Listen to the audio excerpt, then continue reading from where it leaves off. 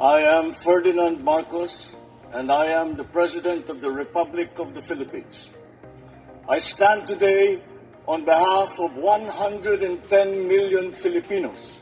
Has recorded a major energy breakthrough, striking a significant natural gas bonanza, which promises a crucial boost to the country's long-term energy security. Philippines President Ferdinand Marcos Jr. has announced a fresh natural gas discovery at the Malampaya East 1 gas complex, known simply as MAE-1. It's located about 5 kilometers east of the existing field off the coast of Palawan, and is the country's first major gas discovery in more than a decade. I am pleased to inform everyone that for the first time in over a decade, a significant natural gas discovery has been made. The discovered reservoir, called Malampaya East 1 or MAE-1, is located about 5 kilometers east of the existing Malampaya field. The MAE-1 is estimated to contain around 98 billion cubic feet of gas in place. Well, President Marcos added that the find could hold even greater potential, as it could strengthen the nation's domestic gas supply for many years to come. Initial testing showed that the well flowed at 60 million cubic feet per day. This indicates that the well has the potential to produce even more, confirming it is a high productivity resource comparable to the original Malampaya wells. Malampaya is the Philippines' only indigenous source of natural gas, currently supplying around 40% of power to Luzon, the nation's largest island. But the clock is ticking.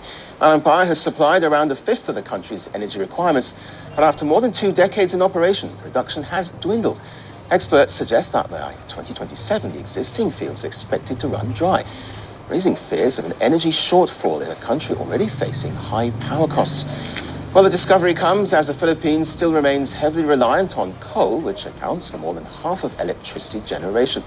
And frequent outages continue to hit consumers. Beyond gas, the MAE-1 well has also yielded condensate, which is a high-value liquid fuel. The president added that these extra resources can help stabilize the nation's power supply. In 2022, former President Rodrigo Duterte called a halt to oil and gas exploration in areas of the South China Sea disputed by China.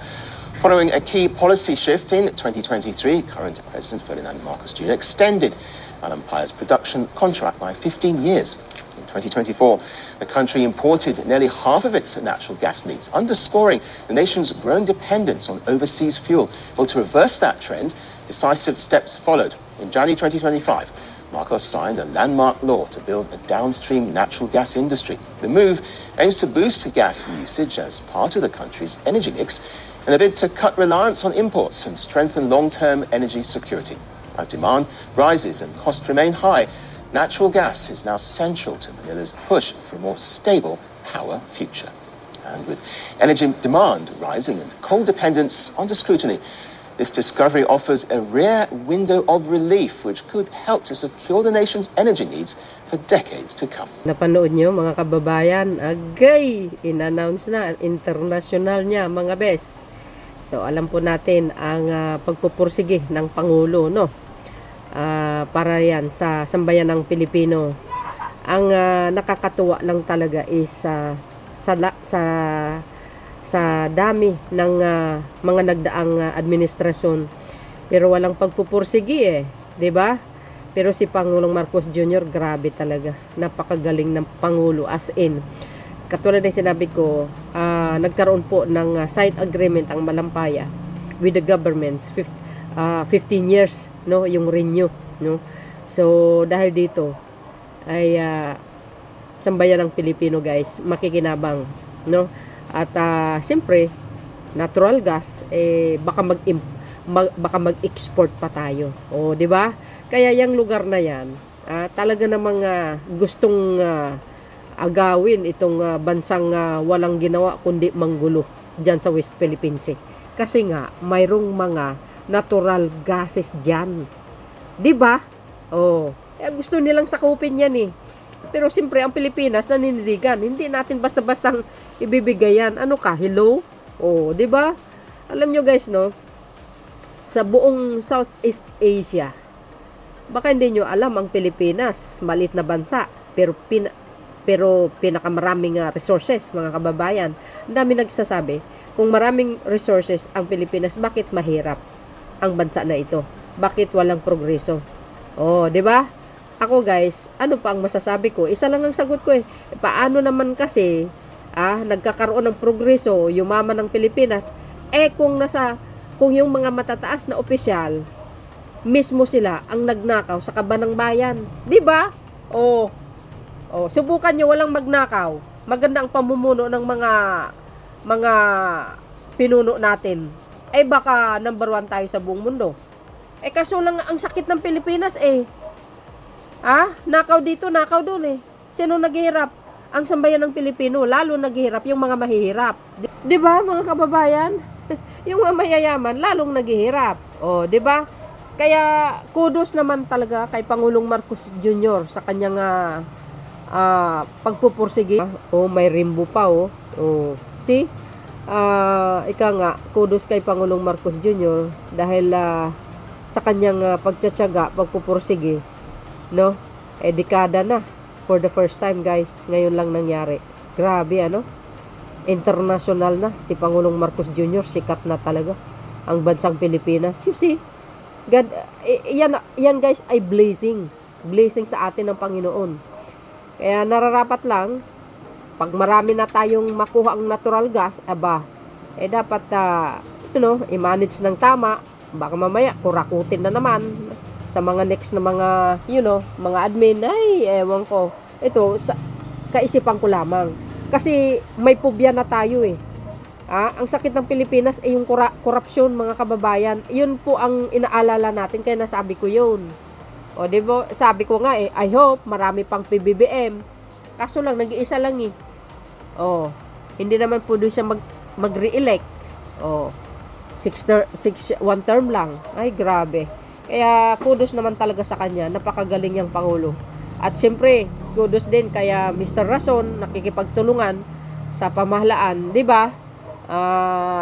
I think 1 year ago or 2 years ago, nagkaroon ng agreement, renewal. 15 years. So, yun mga kababayan, ako'y natutuwa.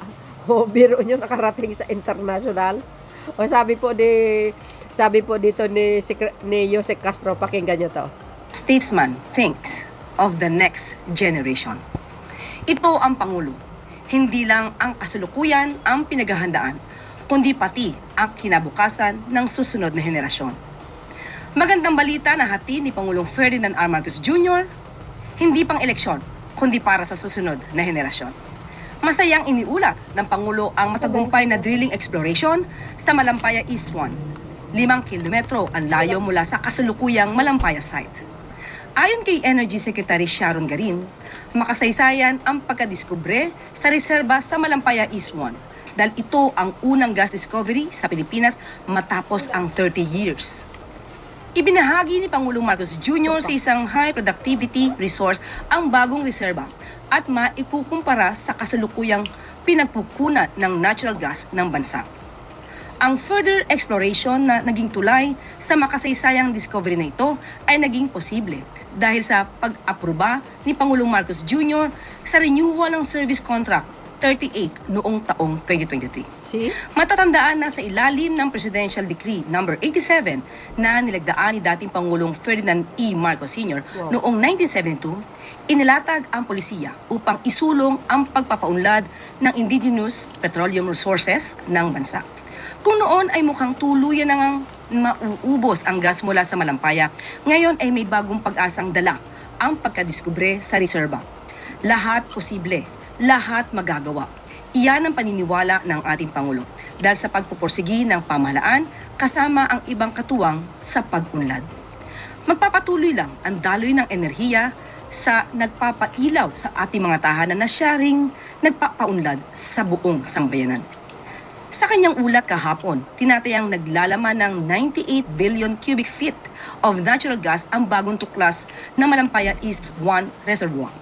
Ayon sa estima, ang ganito kalaking gas reserve ay kayang magpailaw ng 5.7 million households, 99,500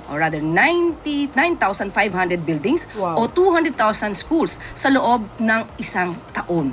Buong bansa ang makikinabang sa gas discovery sa Malampaya East 1. Magbibigay ito ng karagdagang supply para sa ating power plants. Makakatipid ang Pilipinas sa pag-aangkat ng imported gas products at makakaasa ang taumbayan sa isang mas malinis at mas murang energy source. Ibinahagi din ng Pangulo na may natagpuan ding condensate sa drilling operations. Wow. Isa itong high-value liquid fuel na makakatulong sa pamahalaan na pagtibayin pa ang power supply ng bansa. Ang Malampaya East 1 discovery ay maituturing na milestone sa Phase 4 ng drilling project. Wow. May ipagmamalaki din ng bansa na Pilipino ang nanguna sa drilling o gas exploration at natapos ito ng walang aksidente o environmental incident. Dagdag enerhiya tungo sa progreso, tunay ngang tagumpay ng bawat bansa at bawat Pilipino ang bagong tuklas ng gas reserve sa Malampaya. Hindi naging hadlang sa Pangulo ang mga nakaraang issue ng korupsyon para pagsumikapan ang matagumpay na drilling exploration ngayon.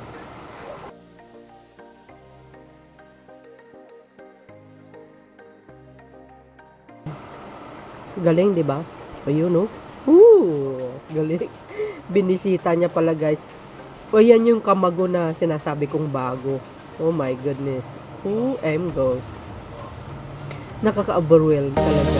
Tumatay yung balahibo ko. Tapos may nakita kayong rainbow, di ba? Ayan, oh. So, yun, mga kababayan. Narinig nyo yung sinabi ni Yusek Castro? O, ngayon, binalita na tayo sa international.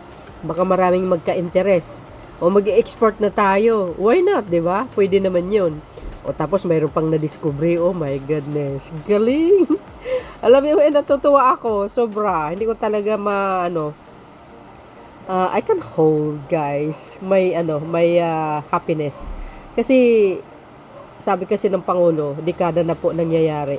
Wala man lang pong nagpupursige para hanapin or gawa ng paraan ba, no? Kalkalin mo sa ilalim.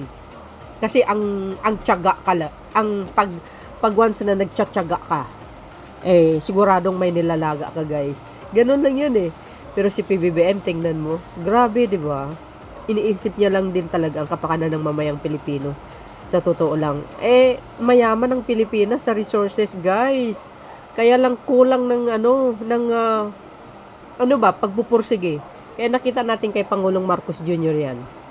So, I think, binisita niya po ang Malampaya. Kung nakita nyo, yung kamaguto bago lang po yan. So, nakaka-overwhelm. Maraming salamat din sa ating ang ating mga kapwa Pilipino na biro nyo, sila pa ang nakapagtuklas, guys. Antindi nun, at walang masamang nangyari sa kanila. Because ang Panginoon, ginaguide tayo. Dahil alam ng Diyos, marami tayong kayamanan na hindi pa natin natuklasan. Pero dahil mayroon tayong sariling Pangulo na talaga mabait, matalino, ginawa ng paraan. Look at that. Diba? Yan. Kaya to God be all the glory sa Panginoon ng kapurihan, mga kababayan.